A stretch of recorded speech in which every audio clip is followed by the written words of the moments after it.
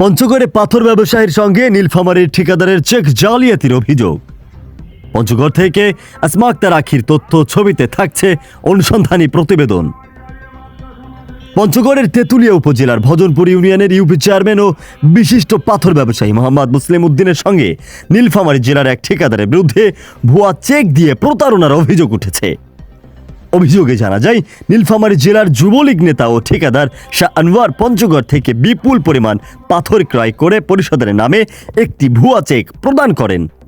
অভিযুক্ত শাহ আনোয়ার নীলফামারী পৌর শহরের ২ নম্বর ওয়ার্ডের বাবুপাড়া এলাকার খয়রাত হোসেনের পুত্র, যার বাসা নাম্বার ২৪০ বলে জানা গেছে। ভুক্তভোগী মুসলিম উদ্দিন জানান, অভিযুক্ত শাহ আনোয়ার তার কাছ থেকে মোট ৯৫,৫০,০০০ টাকা মূল্যের পাথর ক্রয় করেন, কিন্তু ব্যাংক হিসাবে পর্যাপ্ত অর্থ না থাকা সত্ত্বেও একটি চেক প্রদান করেন। পরবর্তীতে সেই চেকটি ব্যাংকে জমা দিলে কর্তৃপক্ষ জানায় উক্ত হিসাবে কোনো অর্থই নেই। চেক জিজোনার হওয়ার পর একাধিকবার অভিযুক্তের সঙ্গে যোগাযোগের চেষ্টা করেও কোনো সাড়া না পেয়ে শেষ পর্যন্ত ভুক্তভোগী পাথর ব্যবসায়ী আইনের আশ্রয় নেন। তিনি ১৮৮১ সালের নেগোসিয়েবল ইনস্ট্রুমেন্ট অ্যাক্টে পঞ্চগড়ের বিজ্ঞ আদালতে একটি মামলাও দায়ের করেন। মামলাটি বর্তমানে তেঁতুলিয়া পঞ্চগড় আদালতে বিচারাধীন, যার মামলা নাম্বার ২৪৩/২০২৩।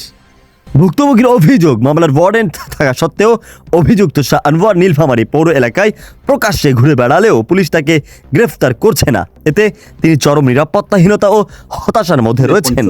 আমি একজন পাথর ব্যবসায়ী, মোহাম্মদ শাহ আনোয়ার, নীলফামারী জেলা, বাবুপাড়া ওনার গ্রাম। ওনার সঙ্গে আমি দীর্ঘদিন ধরে যাবত ব্যবসা করি পাথর নিয়ে, কিন্তু ২-৩ বছর ধরে আমাকে টাকা দিচ্ছে না। আমাকে বেশ কতবার ঘোরাঘুরি করছে, ঘোরাঘুরির ফলেও কিন্তু আমি ওনার কাছে টাকা পাইনি। আমার টাকা হলো সর্বমোট ৯৫,৫০,০০০।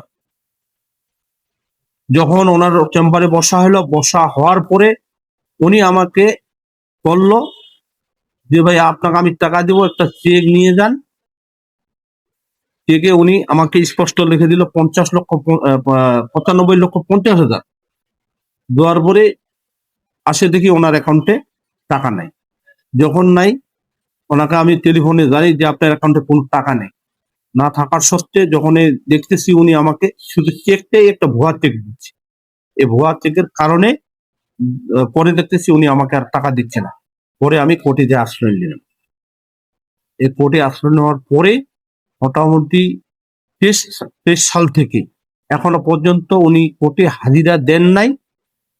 হয়তো কোর্টে ওনার বিরুদ্ধে অনেক ওয়ারেন্ট ইস্যু হয়েছে নীলফামারী সদর থানায়।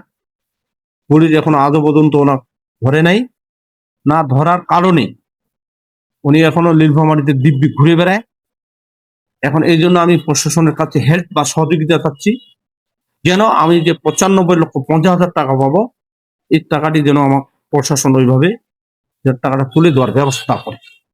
আমাদের শাখার সম্মানিত গ্রাহক মোহাম্মদ মুসলিম উদ্দিন, ওনার একটি কারেন্ট অ্যাকাউন্ট আমাদের শাখায় আছে। উনি আমাদের সম্মানিত গ্রাহক। উনি গত ৯-১০-২০২৩ তারিখে আমাদের শাখায় একটি ৯৫,৫০,০০০ টাকার চেক একটি জমা করেন। চেকটি ছিল পূবালী ব্যাংকে। চেকটি আমরা জমা গ্রহণ করি এবং গ্রহণ করার পরে আমরা সংশ্লিষ্ট শাখা চেকটি টাকা কালেকশনের জন্য আমরা পাঠিয়ে দিই, কিন্তু চেকটি ওখান থেকে ফেরত আসে।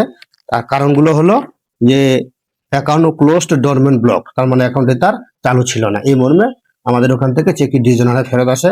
সংশ্লিষ্ট কারণগুলোর ভিত্তিতে আমরা তাকে চেকটি ডিভিশনাল করে তাকে আমরা চেকটি ফেরত। সঠিক তথ্য অনুসন্ধানে পঞ্চগড় জেলা থেকে একটি অনুসন্ধানী টিম নীলফামারী জেলায় গিয়ে অভিযুক্ত শাহ আনোয়ারের সঙ্গে সরাসরি কথা বলার সুযোগ পায়। আমি দেব এবং আপনি চেয়ারম্যান হবেন। আমি টাকা দুটো নিয়ে যে গাড়ি করে নিয়ে যায়, তখন ওনার এ বিষয়ে নীলফামারী জেলা পুলিশের পক্ষ থেকে জানানো হয়েছে, বাদী মোহাম্মদ মুসলিম উদ্দিনকে সর্বোচ্চ আইনগত সহযোগিতা প্রদান করা হবে। শেখ আলী আকবর, গাংচিল টিভি, ডেস্ক রিপোর্ট।